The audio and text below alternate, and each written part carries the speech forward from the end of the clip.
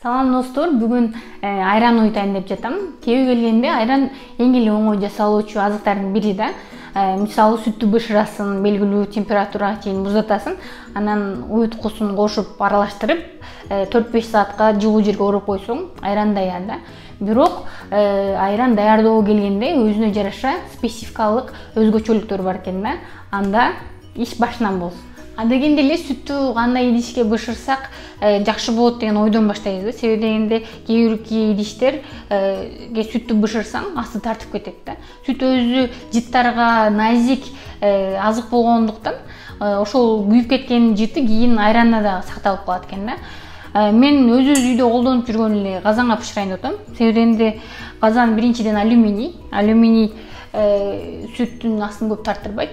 Экинчиден сырты калың. Бул дагы ысык жылуулуктун ушул казанда бирдей жайылышына себепкер болот. Анан үчүнчүсүнөн казан чоң болгондуктан 3 литр сүттү бышканда ашып кетпесине кеңири жери бар. Сүттү казанга куярдан мурда бир сыра сууга чайкап алса, сүт тартпайт.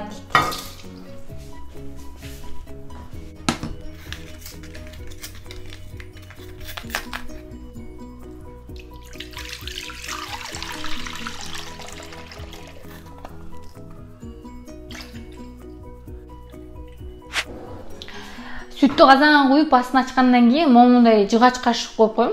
Анткени эгер сүт бышып атканда мен карабай калсам, бул кашык сүттүн ашып ташып кетишине тоскоол болот да. Негизи эле айран уютуш үчүн эң жакшы сүт бул кол сүт да. Үйдө саан малдын сүтүн саап келип айран кылганга эмнетсин.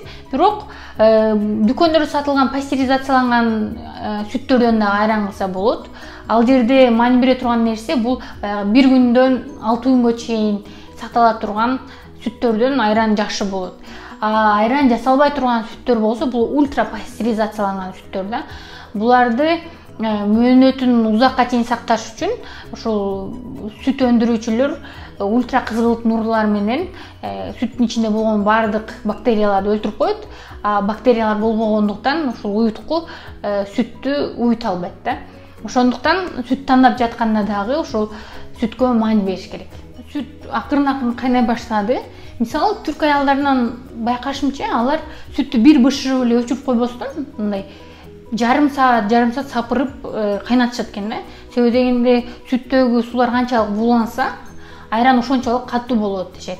Мен анчалык кайнатпайм, анткени жарым саат сүттү кайнатсаң, суулар бууланганы менен ошол эле кезде микроорганизмдердин бардыгы өлүп калышы турган эле кет да. Ошондуктан мен бир сүт катуу кайнагандан кийин отун азайтам дагы, бир 10 мүнөт сапырып кайнатам.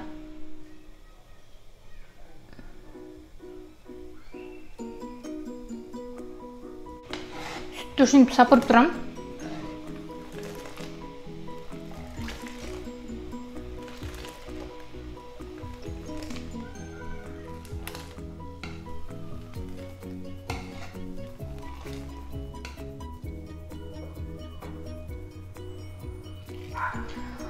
Сүттү бир 10 мүнөттөй жакшылап сапырып кайнаттым.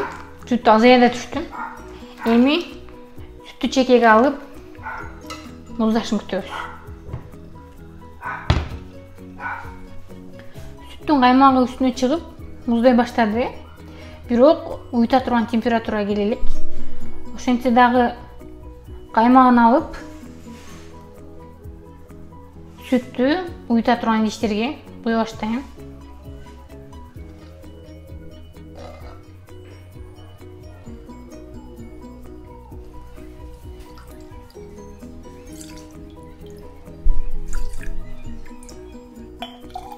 Демейде мен кичинекей банкаларга сүт уютам. Себеби дегенде бир отуруп жегенге ыңгайлуу болот булар.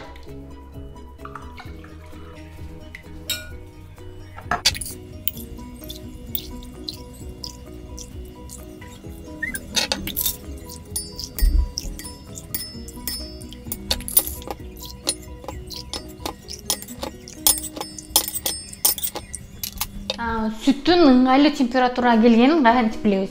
Ал үчүн бармагыбызды сүткө салганда 7ге чейин санага чекти бармак үйбөш керек да. Бул деген сүттүн температурасы ушу 40 градустарга келип калганын айтат. Бул эмне үчүн маанилүү? Себеби дегенде сүт уюп жатканда 2 этаптан өтөт да. Биринчисинде ошол 40 градуста ойгоно турган бактериялар ойгонуп бишин баштайт. Андан кийин сүт бир аз муздагандан кийин 30 градуста ишке кире турган бактериялар өз ишин баштайт да. Ошондуктан сүттүн температурасы маанилүү. Мен баштапкы уюткуч катары эмне колдондум?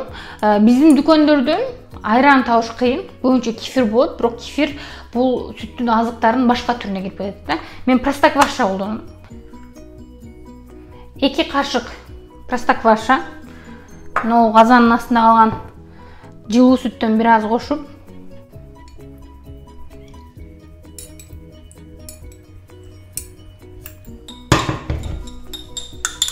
жакшылап аралаштырам.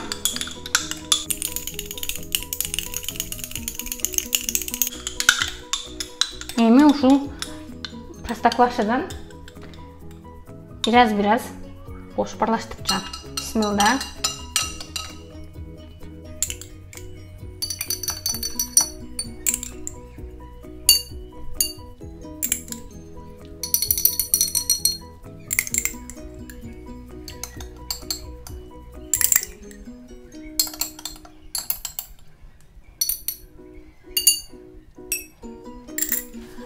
Сүт уютуп жаткан дагы бир негизги нерселердин бирөөсү бул сүт уюткан идиштин үстүн дымдап жаппаш керек. Себеби дегенде бактериялар аба алыш керек.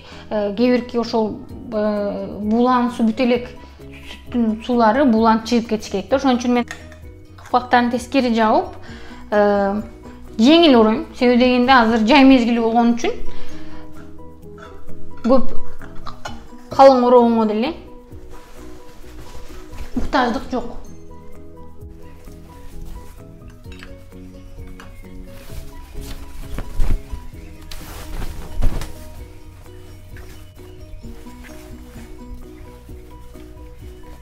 Ушул бойдон süt 4 saat uyut. 4 saattan keyin açıp карайм. Ayranды uyuтканга 4 saatте болуп калды. Эми ачып көрөм.